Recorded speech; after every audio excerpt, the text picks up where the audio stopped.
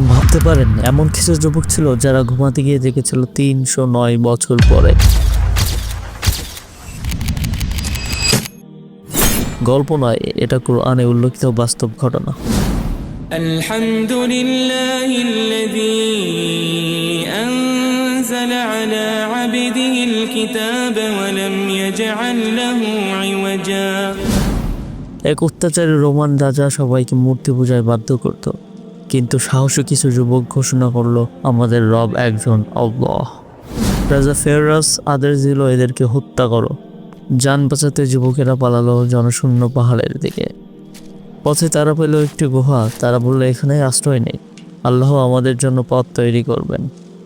গুহায় ঢুকতেই তাদের চোখ ভারী হতে লাগলো, আর সেদিন থেকেই শুরু হলো ইতিহাসের সবচেয়ে রহস্যময় নিদ্রা, যা চলেছিল পুরো 309 বছর।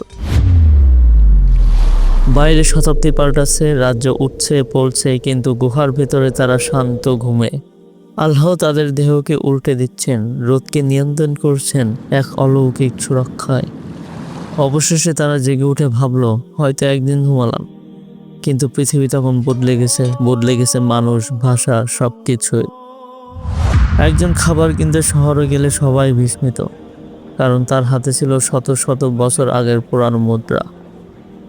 মানুষ বুঝলো এরা সেই গুহাবাসী যুবক যাদের সংরক্ষণ করা হয়েছিল আল্লাহর কুদরতে 309 বছর ধরে। এটাই আসহাবুল কাহফের অলৌকিক ঘটনা।